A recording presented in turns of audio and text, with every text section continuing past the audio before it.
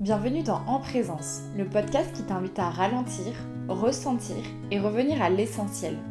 Je suis Mathilde et je t'accompagne avec douceur et en conscience sur le chemin de la guérison. Ici, je te parle avec le cœur de santé mentale, d'émotions, de système nerveux, de résilience, de reconnexion à soi et à la nature pour que tu puisses pleinement reprendre ton pouvoir intérieur et ainsi vivre une vie plus épanouie et plus sereine. Hello et bienvenue à toi dans le deuxième épisode de ma série Quand le corps parle. Le premier épisode, on a vu ensemble les différents signaux physiques et émotionnels de l'anxiété et du stress. Et aujourd'hui, on va parler du système nerveux et en particulier de ce qui se passe dans ton corps quand tu ressens de l'anxiété et du stress. Mon but ici, c'est vraiment de t'aider à comprendre que ce que tu vis, c'est pas dans ta tête, mais bien dans ton corps. Et que ton système nerveux, eh bien, en fait, il est vraiment là pour pallier justement à ce stress ou à cette anxiété. Donc, on va vraiment plonger au cœur du système nerveux et notamment du système nerveux autonome. On va comprendre déjà qu'est-ce que le système nerveux, qu'est-ce que le système nerveux autonome, quelles sont les branches de ce système nerveux autonome et quelles sont les modifications du système nerveux autonome quand on souffre d'anxiété. Je le sais et je te préviens, cet épisode va être assez riche et dense en termes d'informations.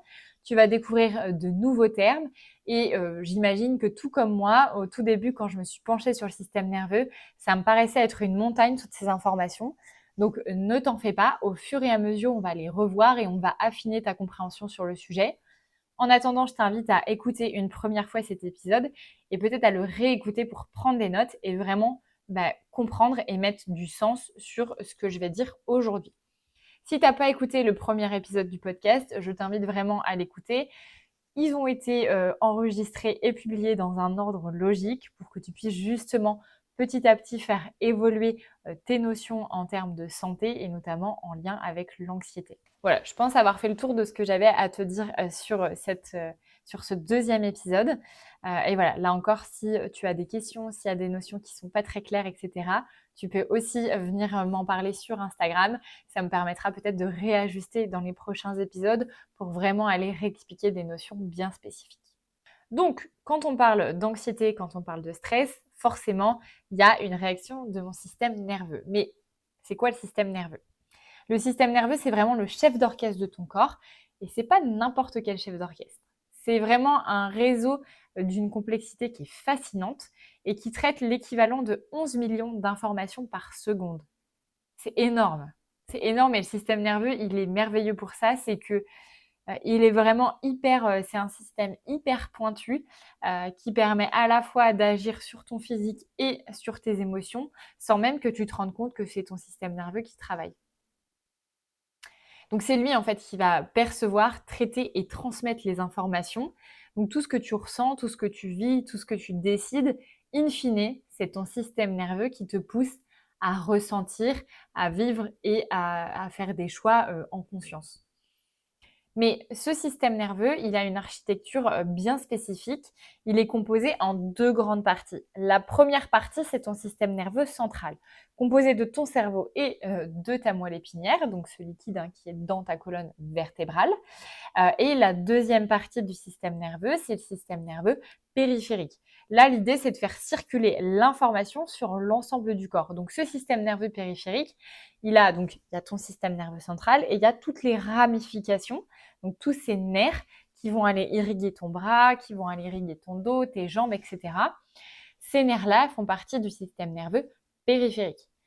Et à l'intérieur de ce système nerveux périphérique, donc la deuxième partie de l'architecture, il y a une branche qui est très importante qu'on appelle le système nerveux autonome.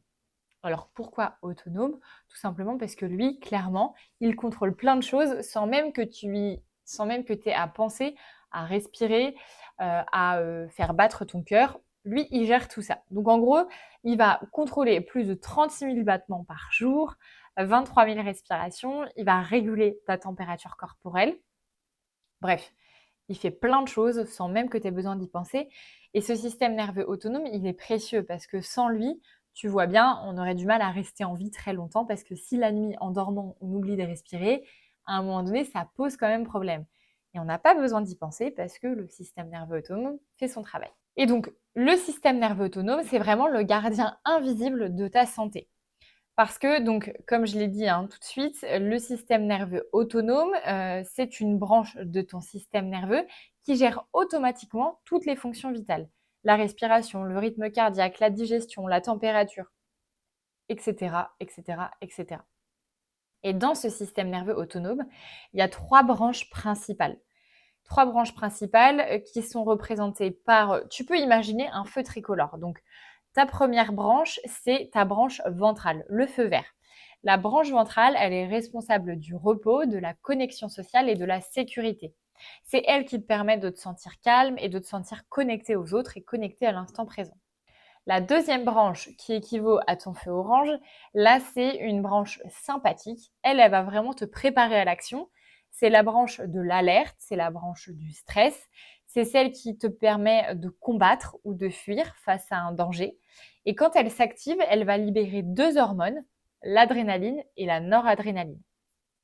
Et enfin, la dernière branche donc, qui correspond à ton feu rouge, c'est la branche dorsale. Donc là, on parle d'un système plutôt de gel ou de dissociation qui s'active en cas de danger extrême, quand la fuite ou le combat ne sont même plus possibles. Et ces 3 branches, elles sont très intéressantes. Et ce que je trouve très intéressant, c'est d'affiner cette compréhension des 3 branches avec la théorie polyvagale. Parce que la théorie polyvagale, elle a vraiment révolutionné la compréhension de ces 3 branches. Donc, la théorie polyvagale, elle a été fondée et expliquée par le docteur Stéphane Porges, qui est un neuroscientifique, qui a vraiment révolutionné la compréhension du système nerveux, parce qu'il a découvert que ces systèmes, ils s'activaient selon une hiérarchie évolutive. Je t'ai parlé du feu tricolore, tu vois bien qu'on est au feu vert, après on passe au feu orange, puis au feu rouge. Le système nerveux autonome, et notamment ces 3 branches, fonctionnent de manière assez similaire. Quand tu te sens en sécurité, là, c'est plutôt ton parasympathique ventral qui va s'activer. Donc, tu te sens en connexion, tu te sens calme, tu te sens paisible, tu te sens connecté à l'instant présent. Ça, c'est vraiment l'état le plus tranquille, le plus apaisant. Et c'est un état vraiment qui te permet d'accéder à la guérison. Donc, on reverra ces états-là dans un épisode vraiment spécifique sur la théorie polyvagale. Mais déjà, de comprendre que tu as 3 modes différents et que tu as des modes qui vont te permettre de guérir alors que d'autres vont plutôt te laisser coincé dans une situation, ça c'est important. La deuxième branche est donc la branche sympathique.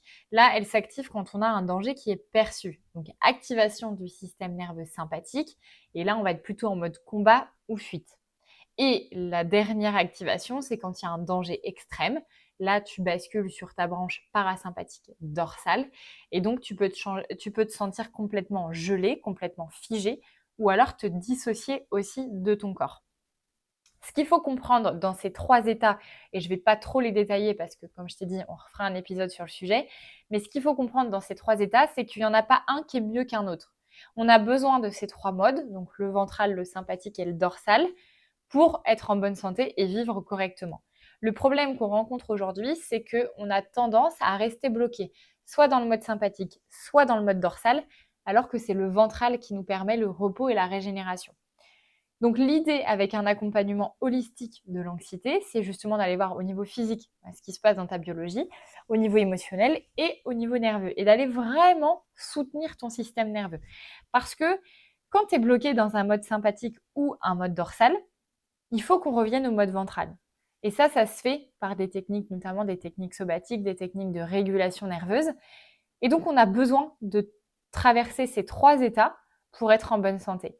L'idée, c'est d'aller travailler ta flexibilité du système nerveux. C'est pas d'être tout le temps en ventral, c'est impossible d'être tout le temps dans un mode ventral parce qu'aujourd'hui, on travaille, on a des vies à 1000 à l'heure, on a nos boîtes mail, on a les notifications sur le portable. Bref, on a plein de choses qui viennent nous activer en mode sympathique. Et on a besoin d'ailleurs de notre mode sympathique pour pouvoir travailler. Maintenant, ce qui est problématique, c'est quand tu restes bloqué en mode sympathique ou en mode dorsal sans retrouver ton ventral. Et donc ça, c'est ce que je fais aussi dans mes accompagnements, c'est t'aider justement à recirculer à travers ces 3 états de ton système nerveux.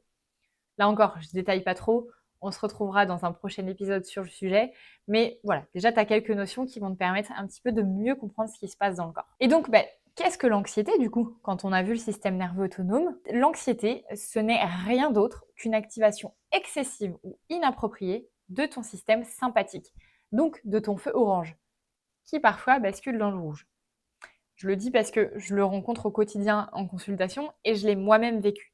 J'étais très longtemps dans un mode dorsal, à croire en fait que j'avais un problème, que j'étais feignante, et cetera. Mais non, en fait, j'étais bloquée dans ce mode dorsal et tant que je retrouvais pas mon sympathique et après mon ventral, bah, j'étais toujours dans ce discours très négatif, cette culpabilité, cette comparaison, le truc de je suis pas assez, j'y arriverai jamais, et cetera. Parce que j'étais complètement figée dans ce mode dorsal. Et quand on retrouve le mouvement et la flexibilité du système nerveux, on redécouvre aussi certains traits qu'on appellerait des traits de personnalité. Parce que je sais que si tu es anxieuse, bien souvent, on me dit: «Oui, mais moi j'ai toujours été anxieuse, ça fait partie de ma personnalité». Eh bien non, ça fait surtout partie d'un système nerveux qui est dérégulé et qui a besoin d'être soutenu, d'être accompagné pour retrouver un état de paisibilité, un état de calme intérieur. Et donc, cette anxiété, comment elle arrive dans le corps? Eh bien, elle arrive dans le corps grâce à un système qui se déclenche quand ton cerveau perçoit un danger. Là, ça devient fascinant, donc vraiment écoute bien.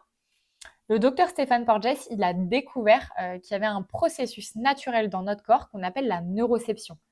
En gros, la neuroception, c'est ton système nerveux qui va scanner en permanence ton environnement, à la recherche soit d'indices de sécurité, soit d'indices de danger. Et ça, c'est avant même que tu en sois consciente. Ton système nerveux, il est en perpétuelle analyse de ton environnement. Là, je te parle, j'ai conscience que j'enregistre ce podcast, mais je sais aussi que mon système nerveux fait un travail derrière les rideaux de tout capter pour s'assurer que je sois bien en sécurité ou alors que si je bascule en mode danger, mon corps puisse réagir. Mais alors du coup, cette neuroception, elle évalue quoi exactement? Elle évalue les expressions faciales des autres personnes qui t'entourent. Elle évalue le ton de la voix, qu'on appelle aussi la prosodie. Donc quand on parle à un enfant, on va changer notre voix et l'enfant, sans même comprendre ce qu'on dit en termes de mots, en termes de vocabulaire, il va comprendre par le biais de l'intonation s'il y a une notion de danger ou de sécurité. La neuroception évalue aussi la position corporelle que tu peux avoir toi et que les autres ont autour de toi. Elle évalue aussi ton environnement physique, donc la pièce et le lieu dans lequel tu te trouves. Et elle évalue aussi tes sensations internes, ce qui se passe dans ton corps. Et tu le sais comme moi, quand on souffre d'anxiété, les sensations physiques et corporelles, elles sont loin d'être confortables.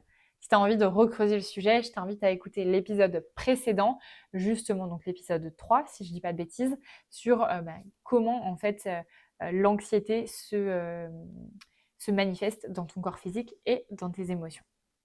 Le problème qu'on a aujourd'hui, c'est que cette neuroception, c'est donc un système vraiment très aiguisé, mais elle va capter des dangers qui sont pas du tout les mêmes qu'à une certaine époque.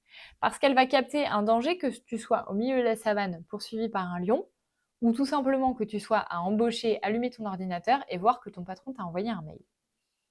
Donc ton système nerveux et notamment cette neuroception, elle va parfois déclencher des réactions et des réponses de danger alors que c'est pas forcément un danger majeur.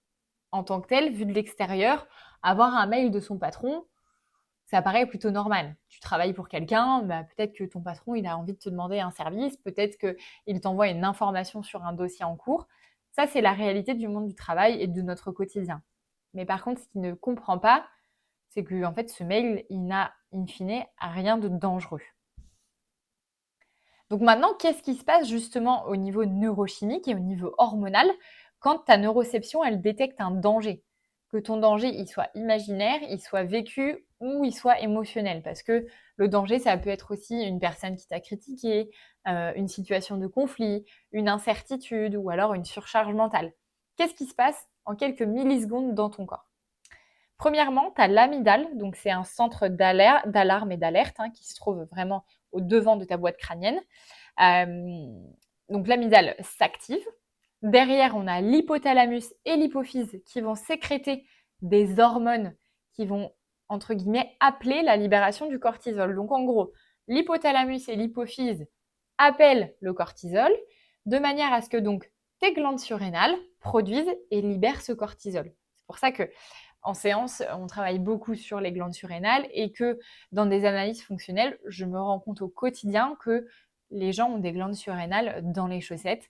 Oui, parce qu'au niveau neurochimie, au niveau hormonal, il y a des déclenchements hormonaux qui sont parfois démesurés face à une situation. Ça, on verra pourquoi justement il y a des déclenchements démesurés. Et donc, quand tes glandes surrénales libèrent le cortisol et l'adrénaline, ton corps, lui, il rentre dans un état d'alerte maximal. Cette réaction, elle se fait en 2 millisecondes. C'est très très rapide et c'est bien avant que ton corps et que ton mental captent qu'il y a vraiment un danger. Maintenant, physiquement, comment ça se manifeste l'activation du mode sympathique? Parce que c'est bien beau de savoir qu'on a 3 branches, mais comment savoir si on est dans une branche plus qu'une autre? Ça, on redétaillera dans l'épisode sur la théorie polyvagale. Mais là, on va déjà détailler quand il y a une activation sympathique, donc quand tu bascules sur ton feu orange, là, on a une augmentation du rythme cardiaque, une respiration qui peut être beaucoup plus haute et beaucoup plus rapide. C'est ce qui peut conduire à l'hyperventilation qu'on rencontre quand on fait des crises d'angoisse, appelées aussi crises de spasmophilie.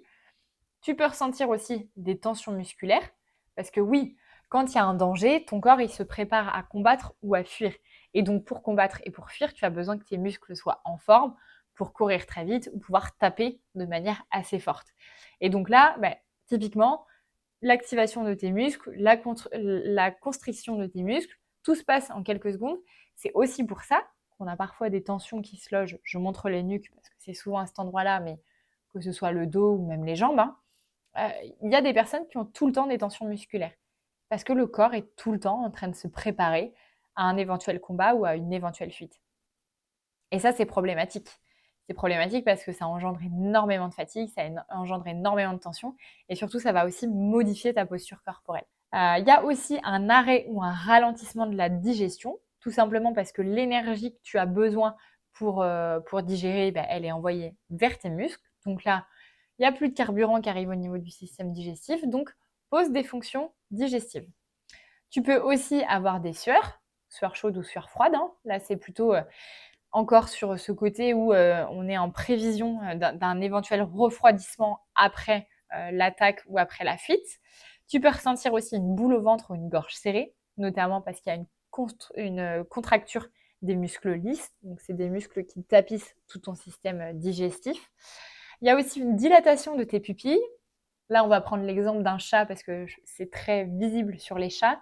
Quand un chat se prépare à l'attaque ou quand tu t'amuses avec un petit rayon laser pour que ton chat se mette en mode chasse, rapidement, tu vas voir qu'il a les pupilles dilatées. Nous, chez les humains, c'est la même chose. Parce que du coup, ça va rendre ta vision encore meilleure et donc tu seras encore plus juste dans ton combat ou dans ta fuite. On peut aussi retrouver une libération de glucose.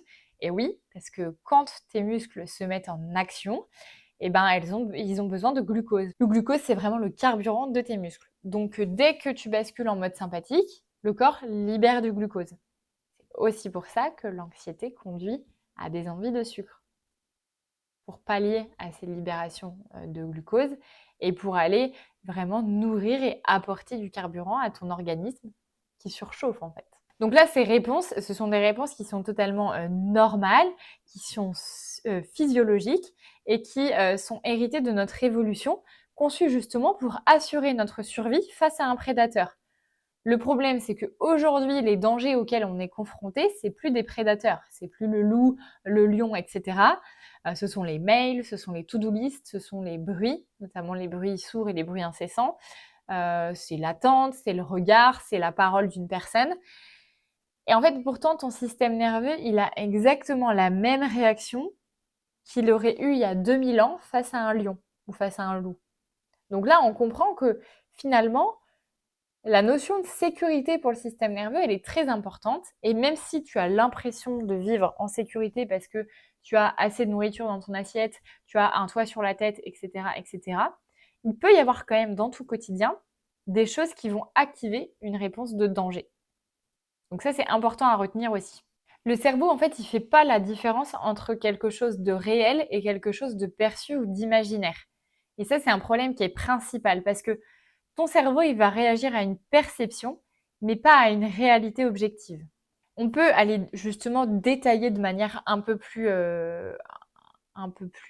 spécifique le cerveau, parce que ton cerveau, et notamment, pour comprendre, justement le fait que le cerveau réagisse à un danger qui est pas forcément réel, il faut s'intéresser notamment à ce qu'on appelle le modèle du cerveau triunique, et donc là, c'est un médecin neurobiologiste américain qui a vraiment détaillé, le cerveau et cette conception. Dans notre cerveau, on a le cerveau reptilien, là, qui est plutôt situé au niveau de notre tronc cérébral. Lui, il est responsable de notre survie, des réflexes automatiques. Ensuite, on a le cerveau limbique, donc là, qui vient directement de notre système limbique. Et ce cerveau-là, il traite les émotions. Il est en lien aussi avec tout ce qui est mémoire et relations. Et ensuite, on a le néocortex. Le néocortex, c'est le cortex préfrontal qui te permet de raisonner, d'analyser et de planifier. Le problème, c'est que ton cerveau, s'il pense que tu es en danger, même si le danger il est subjectif ou imaginaire, ton cerveau reptilien va prendre immédiatement le contrôle et activer le système nerveux sympathique. Et une fois que ce système il est enclenché, ça devient beaucoup plus difficile de penser clairement, de relativiser ou encore de prendre du recul. C'est pour ça que les personnes qui souffrent d'anxiété, elles sont en difficulté face à cette prise de recul. Parce que clairement, leur cerveau reptilien, il est activé. Et donc, elles n'ont pas cette capacité à prendre de la hauteur sur la situation et de prendre du recul. Une situation qui paraît anodine pour toi, bah pour quelqu'un qui souffre d'anxiété, typiquement, c'est la fin du monde en fait. Et pourquoi? Parce que ton cerveau, relationnel, donc le cortex préfrontal, il est littéralement mis hors ligne pour laisser place à ton cerveau qui gère la survie et donc ton cerveau reptilien.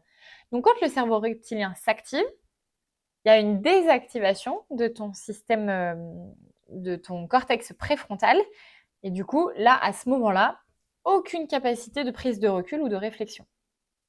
Il y a une étude qui est fascinante, qui montre qu'il y a eu des IRM fonctionnels donc, qui montrent que lors d'une crise d'angoisse, l'activité du cortex préfrontal diminue de 30 à 50 tandis que l'amygdale devient jusqu'à 5 fois plus active.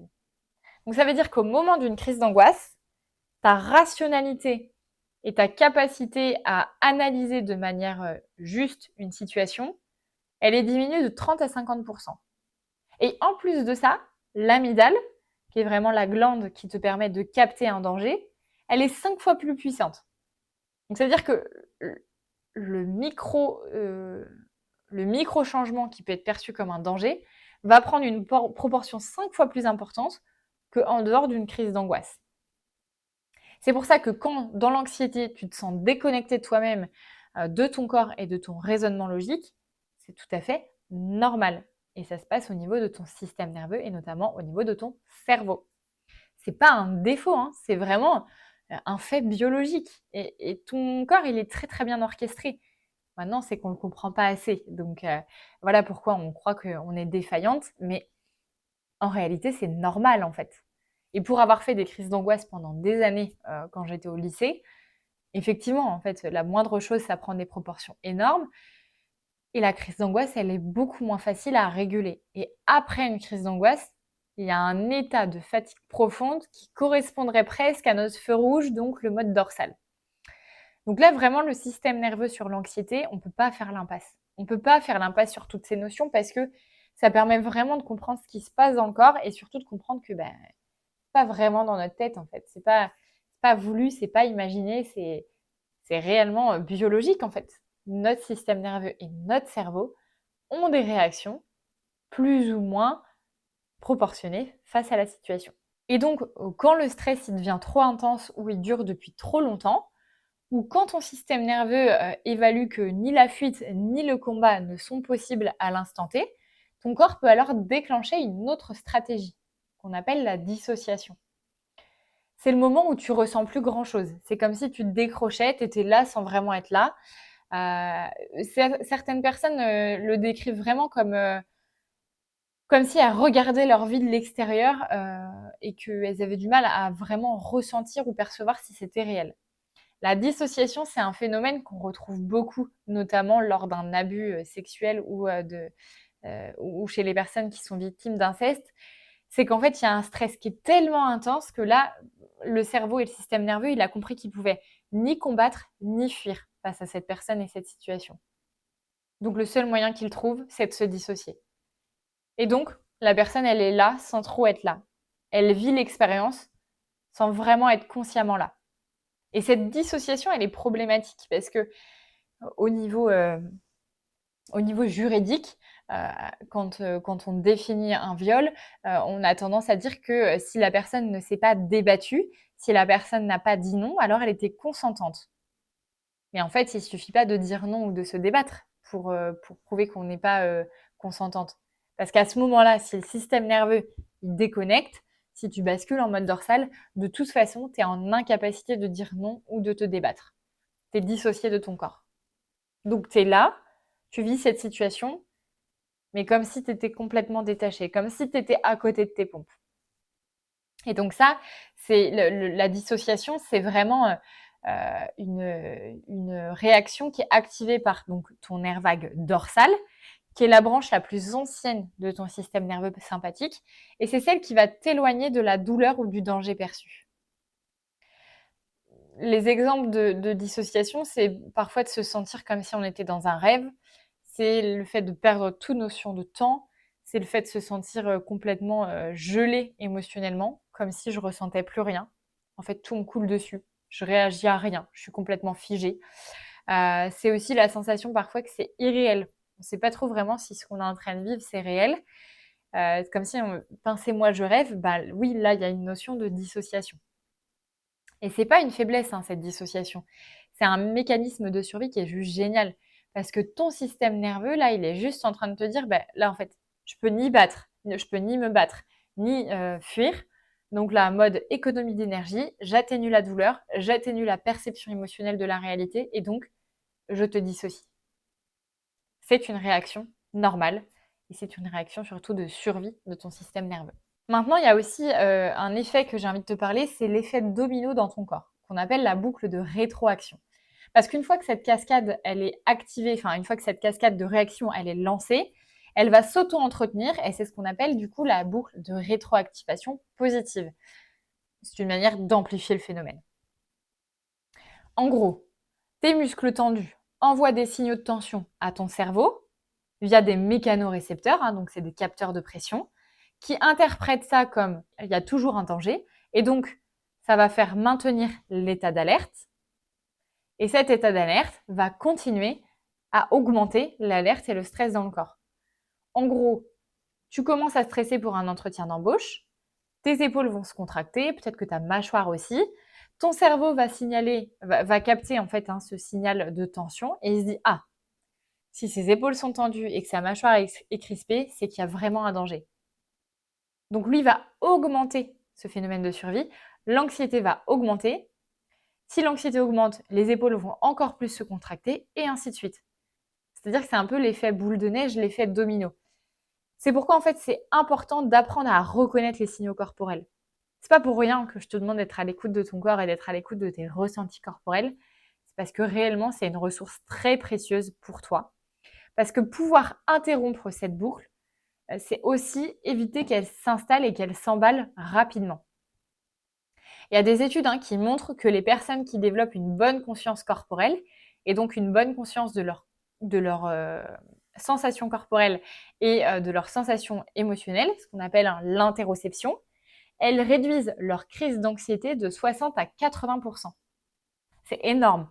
Et c'est pour ça que dans l'accompagnement de l'anxiété, on ne peut pas seulement se contenter d'aller se faire suivre au niveau psychologique ou psychiatrique, c'est-à-dire avoir des thérapies par la parole, parce que réellement, la notion de sécurité ou la notion de danger se loge dans le corps. Et donc, pour aller travailler l'anxiété, on a besoin d'aller se reconnecter au corps, on a besoin d'aller se reconnecter à nos sensations corporelles et à cette interoception. Sans ça, en fait, on continuera de vivre dans la tête et donc, il peut toujours y avoir des signaux de danger qui sont déclenchés dans le corps, qui sont envoyés au cerveau sans même qu'on en ait conscience. Donc, l'écoute corporelle, le travail corporel et le travail somatique, pour moi, sont indispensables et essentiels quand on veut accompagner l'anxiété et quand on veut se délester de cette anxiété. Mais là, pour reconnaître ces signaux corporels, ça demande d'être à l'écoute de ton corps et de tes ressentis. L'écoute du corps et des ressentis, c'est ce qu'on appelle le felt sense. On va revenir sur les origines scientifiques du felt sense. Le felt sense, donc, c'est un terme qui est issu du travail de Eugène Gandelin, qui est un philosophe et qui est psychothérapeute, qui a développé la méthode du focusing dans les années 70. Donc ça date pas d'aujourd'hui, hein, c'est vraiment des études qui sont assez anciennes, comme quoi à l'époque ils avaient déjà compris plein de choses. Et aujourd'hui on n'a rien réinventé, hein, on se base tout le temps sur ces études scientifiques-là. Donc Gandelin, il a mené des recherches révolutionnaires en analysant des milliers d'heures de thérapie pour comprendre ce qui faisait que certaines personnes guérissaient en thérapie et d'autres non. Pourquoi certaines personnes s'en sortent et pourquoi d'autres personnes ne s'en sortent jamais. Et il a fait une découverte majeure, c'est que les personnes qui progressaient le mieux étaient celles qui savaient s'arrêter, sentir dans leur corps et attendre qu'une sensation floue devienne plus claire. C'est-à-dire qu'elles attendaient que ce qu'elles pressentaient dans le corps devienne plus limpide pour pouvoir libérer cette sensation physique. De manière simplifiée, le felt sense, c'est une sensation corporelle floue, mais qui est significative, qui est souvent difficile à nommer tout de suite, parce qu'elle contient un savoir intérieur sur une situation, sur une émotion ou sur un vécu. Donc c'est pas juste une émotion de je suis triste ou alors juste une pensée de je pense que. C'est pas du tout ça. C'est vraiment une perception globale qui est ressentie dans le corps. C'est comme un mélange d'émotions, de mémoire, de vécu sensoriel. Et le felt sense, c'est vraiment une sagesse profonde dont tu as besoin de te reconnecter si tu veux aussi améliorer ta santé mentale. Alors, quelques exemples concrets du felt sense. Si tu dois prendre une décision, tu peux ressentir un nœud dans le ventre, une boule au ventre, sans savoir pourquoi. Cette boule au ventre, elle est en train d'analyser et de ressentir ce que ton corps, ce que ta tête n'a pas encore analysé. Par exemple, tu peux aussi penser à une personne et ressentir vraiment une lourdeur corporelle, peut-être ta poitrine qui se serre, sans forcément réussir à mettre de mots dessus. Cette lourdeur, c'est une information sur la relation et sur la qualité relationnelle. Donc, le ressenti flou, c'est le felt sense, c'est-à-dire que ton corps parle bien avant que tes mots arrivent. Ton corps parle bien avant que ta tête n'ait eu le temps d'analyser la situation. Alors pourquoi je te demande et pourquoi je t'invite à développer le felt sense, c'est parce que ça t'aide à te reconnecter à toi, à ce que tu ressens vraiment au-delà du mental.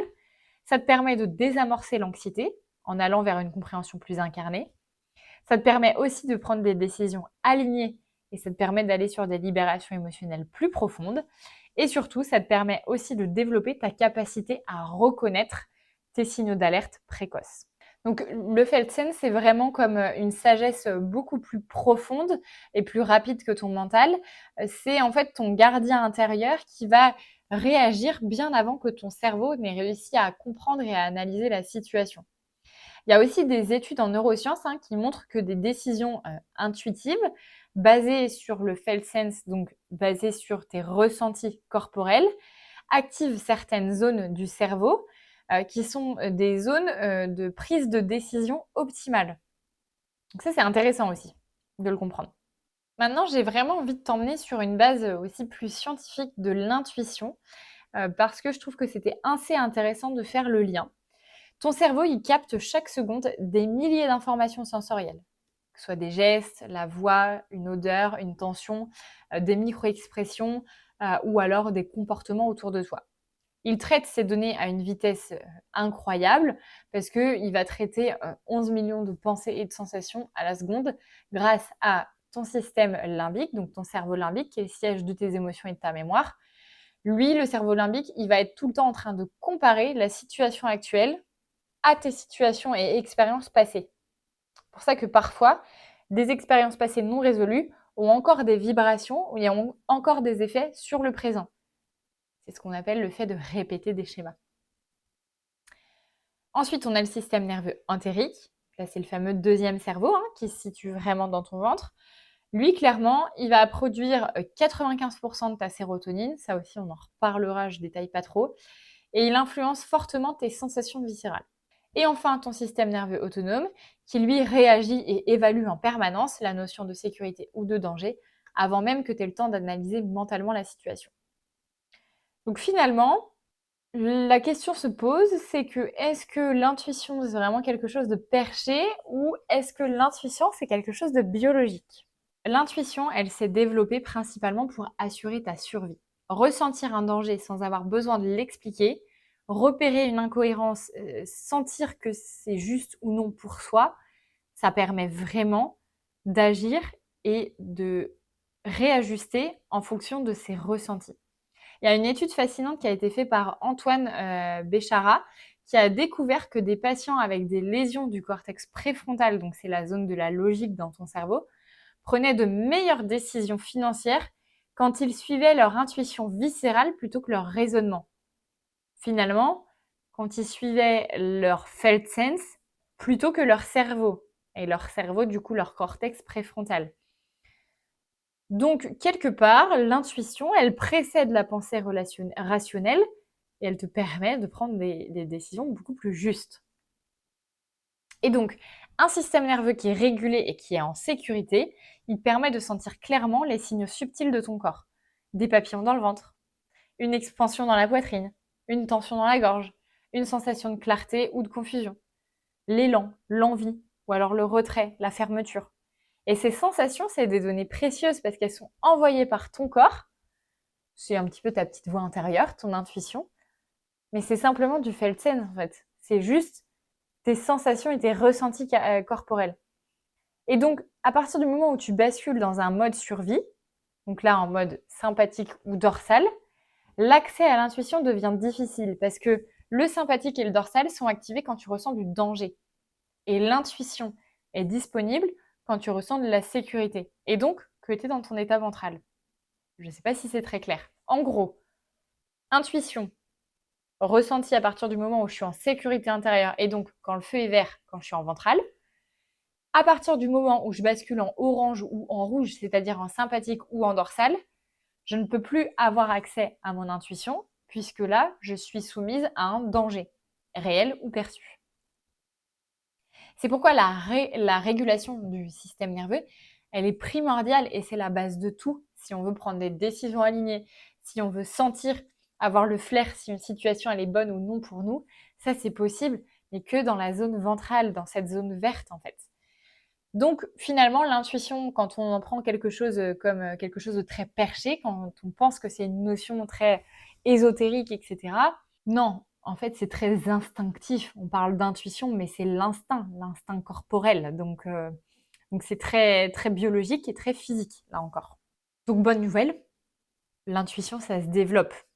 Plus tu pratiques l'écoute de ces sensations corporelles, plus tu travailles à retourner dans ton mode sécurité et dans ton mode ventral, et plus ton système nerveux s'affine, et donc plus ton intuition augmente.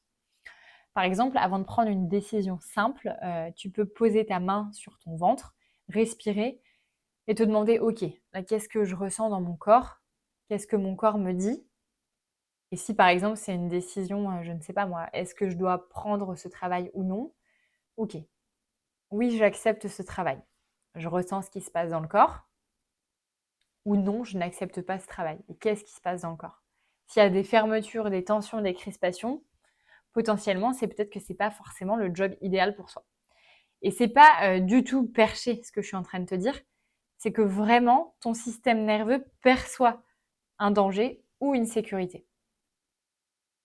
Il y a aussi des études qui montrent qu'après 6 semaines de pratique régulière de cette écoute corporelle, la précision intuitive augmente de 40%.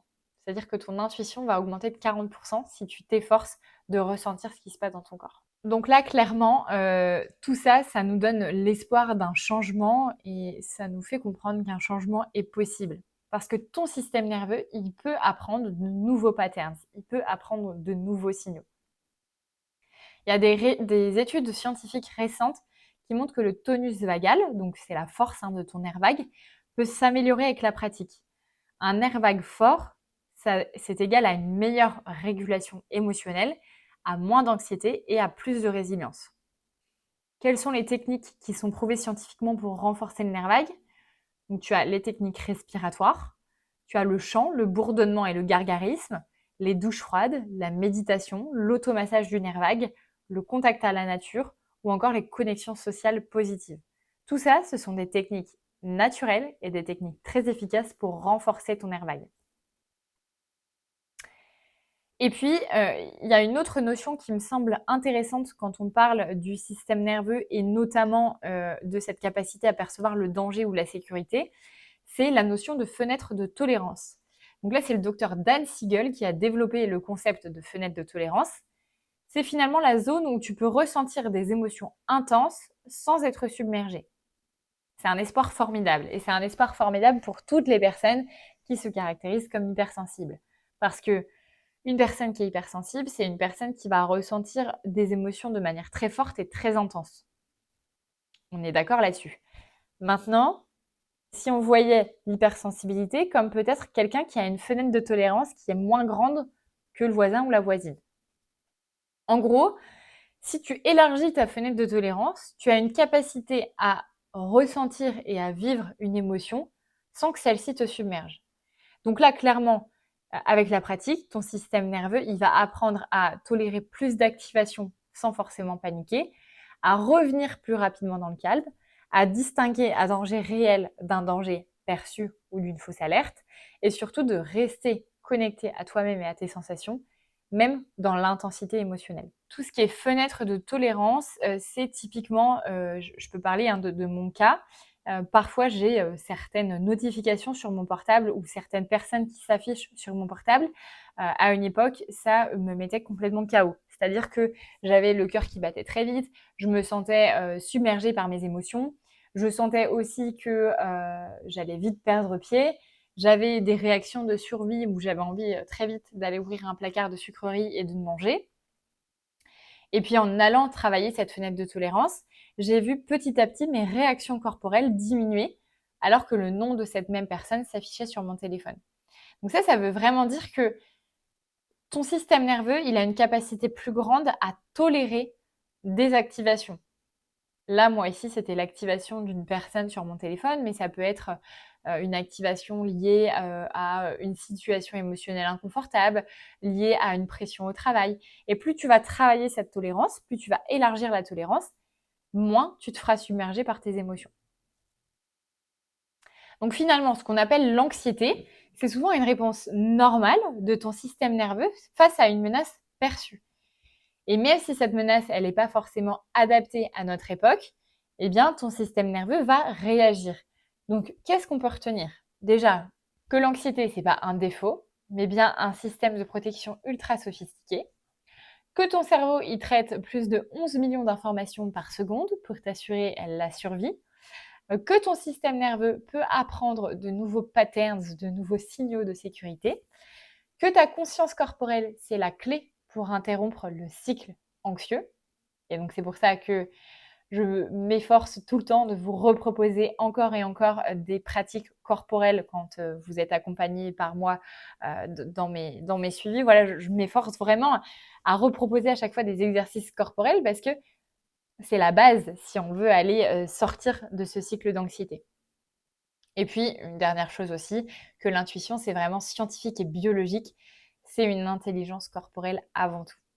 Donc, apprendre à reconnaître les signaux dans ton corps, à comprendre ce qui se passe physiologiquement, te redonne vraiment du pouvoir et transforme ta relation à l'anxiété. Dans le prochain épisode, on parlera plus en détail du lien entre le corps et le mental et surtout comment un état physique peut influencer tes pensées et comment sortir de ce cercle vicieux de l'anxiété. Parce que je sais, si tu es comme moi, tu as testé plein de choses pour te sortir de l'anxiété. Et puis, tu t'es rendu compte que soit ça marchait pas du tout, soit ça marchait mais sur un temps donné et que ça revenait au galop. Donc, l'idée, c'est de comprendre comment on peut sortir et s'extraire de ce cercle vicieux. En attendant, j'espère que cet épisode t'aura plu. J'espère aussi que tu as pu apprendre plein de choses sur le système nerveux. N'hésite pas à reprendre des notes sur toutes ces notions. Et puis moi, je te dis à très bientôt dans un prochain épisode et peut-être en DM Instagram si tu as des questions. Et d'ici le prochain épisode, prends soin de toi et reste en présence. Merci à toi d'avoir écouté l'épisode jusque-là. Si tu repars avec un mot, une sensation ou une envie de t'ancrer un peu plus dans l'instant, alors ce podcast a trouvé sa place. Pour le faire rayonner, je t'invite à le partager autour de toi et à lui laisser la note de 5 étoiles sur ta plateforme d'écoute préférée. Et n'hésite pas à m'identifier sur les réseaux sociaux, je serai ravie de te repartager. D'ici là, prends soin de toi et reste en présence.